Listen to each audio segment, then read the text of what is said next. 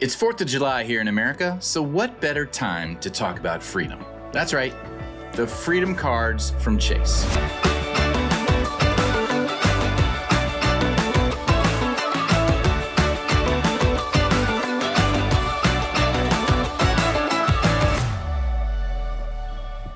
Today we're covering 3 cards from Chase, the Freedom Flex, the Freedom Unlimited, and the OG Freedom. Because even though you can't apply for that card, you still can use it to your advantage. But we'll get into that later. The sign-up bonus for both the Freedom Flex and the Unlimited is $200. You have to spend $500 in 3 months to get that, which is honestly no big deal. Now, when you receive the $200, it's in the form of points.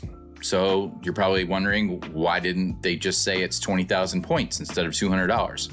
And that's because if you don't have another travel card from Chase, like the Preferred or the Reserve, then all you can do with the points is cash them out at 1 cent per point, which is exactly $200. It may be a little confusing because you can use this card in the travel portal to purchase flights or hotels and receive points based on that. And we'll go over how many points that is in a minute, but it is not a travel card that you can redeem the points for travel so you get free travel. You can only cash it out at 1 cent per point for actual cash or gift cards. Now, you can't get a sign-up bonus for the OG Freedom because you can't sign up for it. So obviously there's no sign-up bonus. You can only downgrade to that card from other cards. And we'll talk about why you may want to do that later on in the video. The annual fee for all 3 of the Freedom cards is $0. And this is actually pretty crazy to me. For the earning potential that you have on these cards, to not have any annual fee for any of them is fantastic. It makes it so that there's really no reason not to have these cards, especially if you have other Chase cards for travel or for business. A lot of times the no annual fee cards either don't have a sign-up bonus or they don't have good earning potential, but the Freedom cards actually have both. So we'll start here with the OG Freedom. The only category it has is quarterly categories. That's it. So every quarter, you get a select list of categories that they provide. And here's how quarterly categories work. Just before every quarter starts, Chase provides a list of the categories that you will get an additional 4x on. And that applies to both the OG Freedom and the Freedom Flex. For the OG Freedom, that's all you get. It has quarterly categories, and that's it. 1x on everything else. And they are always the same exact categories for both cards. Now, Rich, you keep saying plus 4x when it's clearly saying 5% on the website. Well, the reason that is because it actually gives you 1x on everything, no matter what. And then it adds an additional 4x or 4% on the special selected categories for each quarter. The great news about that is if the credit card already has a modifier in that category, then you're getting plus 4 to that already there modifier. So let me break this down. So for example, this quarter, they have plus 4 on dining.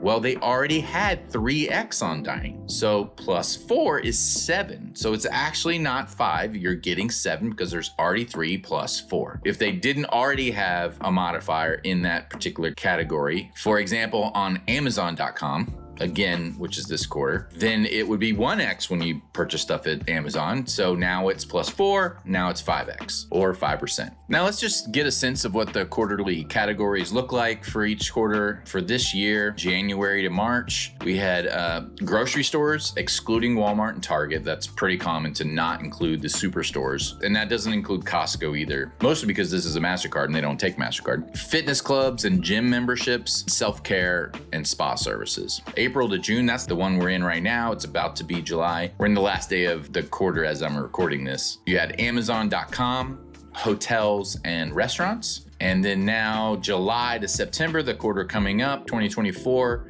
is gas stations, EV charging, select live entertainment. So it's probably gonna be like concerts and stuff. And then movie theaters, which that's not bad. I don't think that's a common one. It's probably just they're trying to get people's butts back into the seats for theaters these days after COVID. They don't really announce the quarters categories until like a couple weeks beforehand. Okay, so now that we have that clear, let's go over the spend categories for the Chase Freedom Flex. And now this is outside of any quarterly categories.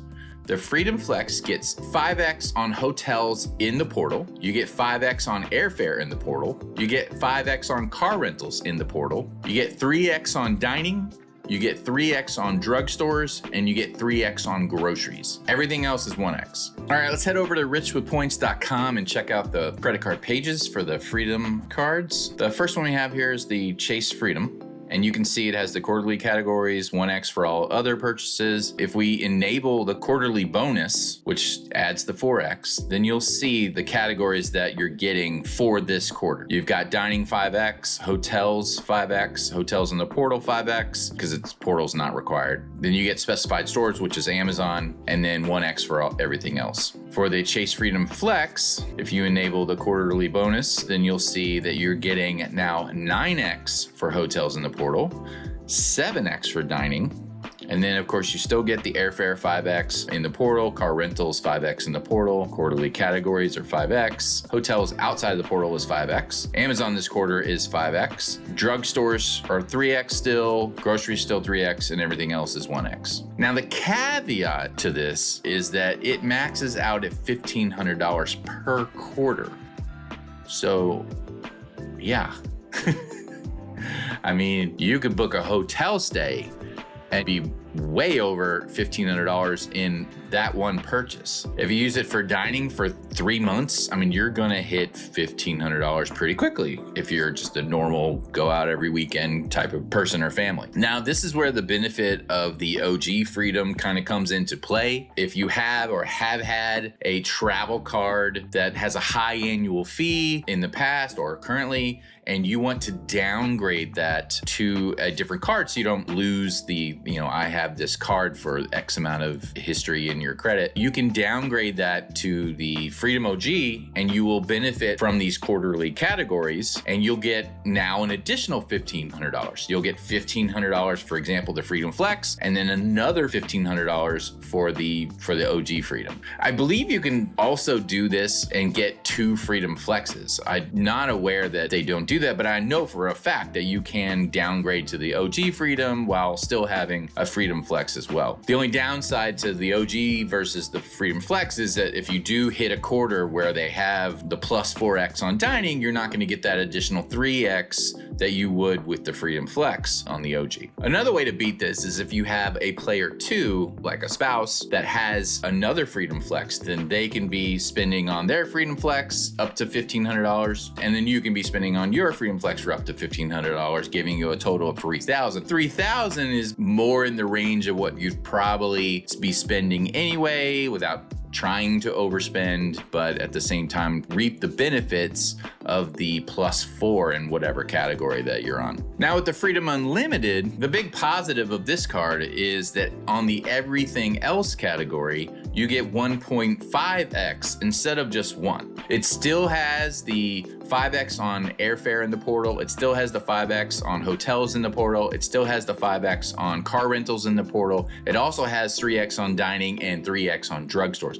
I don't know why that it doesn't have it on groceries like the Freedom Flex has. It seems weird that it has like literally everything else except for that. It's just one more thing you have to keep up with, unfortunately. But essentially, this can be your catch-all card in the Chase ecosystem. Whereas if you don't have a card that covers some certain category, then make sure it gets thrown on the Freedom Unlimited, because 1.5x is obviously better than just 1x. And a common criticism of the Unlimited is why isn't it 2x?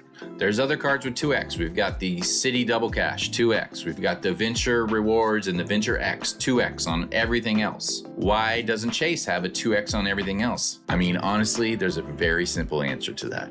I see this question all the time and I don't really see it answered in other videos. And that's because the Chase points are just valued higher. And so if they were giving 2x, they'd be just giving away the farm. I mean, they don't have to. Those points are worth just as much, if not more, than the cards that are giving you 2x. And we'll cover the values of different banks' points in another video, but just understand that 1.5x, even though it looks like it's less than 2x on the other cards, it's either very comparable or it's actually a little more, just depending on how you use your points. All right, standard benefits of the OG Freedom. There aren't any. I mean, there probably are. They're just not documented because they don't advertise this card anymore. So it would be safe to say that they probably have the same benefits as the Freedom Flex, but currently none of them are advertised. All right, in the Freedom Flex, let me zoom in here. Like I mentioned, you have 5X on quarterly categories. You have cell phone protection up to $800, $1,000 per year. You have secondary auto rental collision damage waiver. Not as good as primary, obviously, but it's better than nothing. And then the trip cancellation insurance up to $1,500 per person and $6,000 per trip. And then it's pretty similar for the unlimited. You've got secondary auto rental collision damage waiver, as well as the trip cancellation insurance. The only thing you don't have on this one is the cell phone coverage. So there are no application rules for the OG Freedom because you can't apply for it, but for the Unlimited and the Freedom Flex, they both have the same rules as most of the Chase cards. You've got the 24 from bonus. If you've received a bonus from this card within the last 24 months, you are not eligible for another bonus. You've got 524, so this is the infamous Chase 524 rule. Your application will be denied if 5 cards are reported on your personal credit report in the last 24 months. The Chase 230, you'll be declined if you apply for a third Chase card of any kind within 30 days. And then you have the Chase 46. Chase will decline your application if you apply for a 5th card, personal or business, in 6 months. All the Chase cards use the Chase Ultimate Rewards for their point system. The estimated value for Ultimate Rewards based on the points guy's website is 2.1, rounded up to the nearest tenth. The cash value is 1 cent, so you can just cash out all your points for 1 cent per point. And same with gift cards. You can buy gift cards at 1 cent per point in the portal. The points never expire. You can transfer them to your spouse. It is a little bit of a pain because you have to call the very first time, link your spouse's account to yours, and then once you've done that, you can go into the portal and transfer points at will. Now, why would I want to do that?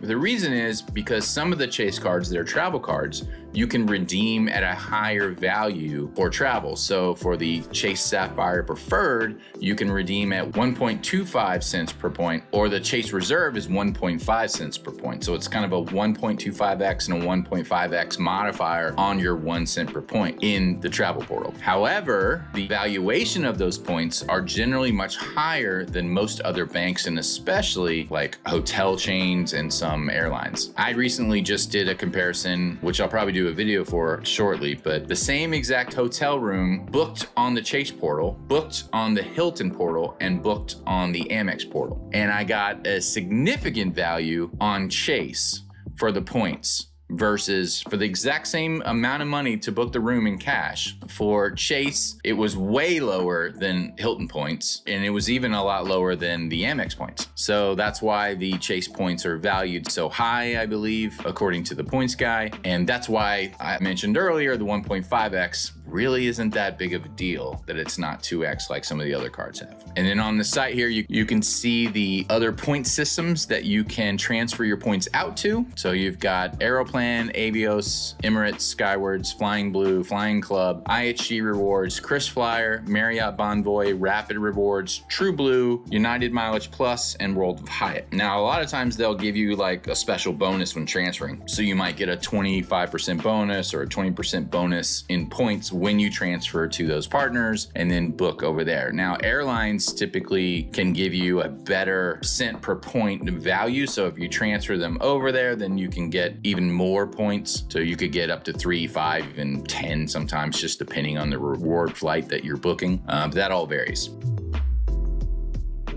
Here are all the related cards to the Freedom cards that you can transfer your points back and forth or combine points with to then book travel with and so on. All right, you've got the OG Freedom, so the Chase Freedom. You've got the Chase Freedom Flex, the Chase Freedom Unlimited, the Chase Sapphire Preferred, the Chase Sapphire Reserve, the Chase Inc. Business Cash, Chase Inc. Business Preferred, and the Chase Inc. Business Unlimited. All these cards, you can pull your points together. However, to use them for travel, then you need at least the Chase Sapphire Preferred, the Chase Sapphire Reserve, or the Chase Inc. Business Preferred.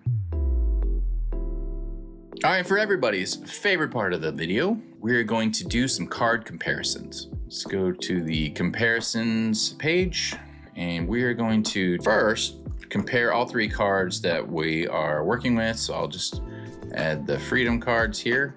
As you can see, the OG Freedom was a Visa card. The new Freedom Flex is a MasterCard, which is why you can't use it at Costco. And then the Chase Freedom Unlimited is a Visa, so you could use that one at Costco, but it doesn't have the quarterly categories that would help out with groceries and so on. For the sign-up bonus, both of these have 200. You can't sign up for this one. You can only upgrade or downgrade to the card. Both exact same sign-up bonus. You get $200 after spending $500 on purchases over 3 months. They both have the same rules. All 3 have no annual fee. These 2 obviously have the quarterly categories, and I have turned off everything up here so that we can just get a dry comparison, so you won't see the extra categories on this pass. But all other, you've got 1.5 on all other purchases that aren't included in any of these categories. Airfare, portal, car rentals portal, hotels portal, they're all 5x. They're covered the same thing. The OG Freedom doesn't get any of those extra categories. It's 1x for everything. Dining, you get 3x on these cards. Drugstores, 3x on both cards. Again, the one that's sort of missing out of the unlimited that you have on the Freedom Flex is the groceries. I'm not sure why they do that, but you get 1.5x on unlimited, 3x groceries on the Flex. We've covered the benefits where they both have the auto rental damage waiver. The Freedom Flex has the cell phone protection, and they both have the trip cancellation insurance. All right, with the quarterly categories, we'll just quickly scroll down, you'll see those. So dining, you get 5x here, which is better than the unlimited, but you get 7x on the Freedom Flex. Hotels, now we're outside of the portal, you get hotels 5x, only 1.5 on the unlimited, 9 in the portal, but you still get 5x here. Amazon for this quarter in both, and 1x on everything else for the OG. So you can see the OG actually, it could be very beneficial. It just depends on the categories for that quarter and how you use the card. So we'll scroll back up and clear that out. And let's go check out the dining and groceries category and compare American Express versus the Sabre One with the Freedom Flex. And we'll leave the quarterly categories on just to give you a sense of what that looks like, but you understand that these change. So you get $200 and 60,000 points. Both of these are get $200 after you spend 500 in 3 months. This one is spend 6,000 in the first 6 months. No annual fees for these 2. You've got an annual fee of $250. Car rentals in the portal 5x and 9x in the portal. Usually this is 5x. Only 1x here. 7x for the Freedom Flex, 4x for the Gold, which is usually like the best card for dining, but because of the quarterly category, it's amazing. Now it's only up to $1,500, whereas there's no cap for the Gold. You can see how that would work for you. Same with groceries. If you had a grocery quarterly category, that would jump up to 7x as well, which would be way better than the Gold. This would only be $1,500 for the quarter, whereas this is like $2,000 for the month. You get streaming on the Sabre One. You don't get streaming on the other cards. 1x for all the other cards. 5x in the portal versus 3x. And that's just standard without the quarterly category. 3x on drugstores, 3x on hotels outside of the portal, but that's only because of the quarterly category. And then same with Amazon. You get to 5x on Amazon because of the quarterly category. Freedom Flex has the auto collision coverage for rental cars, cell phone protection. You don't get that in the other cards. You get some hotel and Uber credits and dining credits with the Gold. And then you've got trip cancellation insurance for both, or not for both, but for the Freedom Flex, and then some baggage insurance for the Gold. Nothing on the Sabre One. All right, let's do another comparison. This time, let's do the Freedom Unlimited. So we'll scroll down here to the catch-all category that we have pre-made for you. And I'm going to uncheck everything just to have a dry pass on this. You've got the Freedom Unlimited versus the Citi Double Cash versus the Wells Fargo Active Cash. These are pretty comparable cards in most respects. The Unlimited is a Visa, whereas the Double Cash is a MasterCard, and then the Wells is a Visa. They all can be transferred into travel points if you have another card that you can book travel with. The signing bonuses are exactly the same. So it's 200 for spending 500 on all 3 cards. As you can see here, the estimated average point value is a bit different. Wells being the least amount, Citi Double 1.8, and then 2.05 rounding up to 2.1 for the unlimited. There is no 524 on the active cash on the Wells cards. There aren't any 524s on City either, although they are subject to a lot of City rules, but there's no 524, which is great. All three have no annual fee, but the City Double Cash and the Wells Fargo Active Cash, they don't have any categories other than just 2x. So all the extra categories, airfare in the portal, car rentals in the portal, hotels in the portal, dining, drugstores, it's going to be much better on the unlimited. Now they have 2x versus the 1.5x, but like I said, when you factor in the value of the points, and this is just an average value and it just depends, but on average the points are valued a lot higher, and I'll show you by checking this box how that's going to work. So we're just increasing the modifiers to give you a level playing field of what the point difference would be based on the value of the points you're getting. So we'll scroll through here. I mean, obviously you're getting a lot more. And now the City Double Cash is beating the Wells Fargo because the points for the City Double Cash are slightly better than the Wells Fargo's. So we'll come down here to the all other category. So everything else, even though this is 1.5x, you're still getting 3.08. which is pretty comparable. I mean, you're very close to the active cash and you're not as close to the City Double Cash, but I mean, you're almost there. I mean, it's like 3x on your points versus 3.2x or 3.6x. There's not a huge difference in the modifiers when you consider the values of those points. All right, so we just covered all the Chase Freedom cards, and honestly, through all the research I've done and my takeaway on this, the Freedom Flex and the Freedom Unlimited cards are just no-brainers. If you can possibly get a second Freedom Flex, either through your Player 2 or by downgrading another card into the OG or another Freedom Flex, then the point spending power on this is huge. I mean, this is where my wife and I accrue most of our points when building up our Chase points, where we're gonna transfer over to her Chase Reserve card to use for our travel. But let me know what you guys think in the comments, and don't forget to subscribe and give me a like. I appreciate it.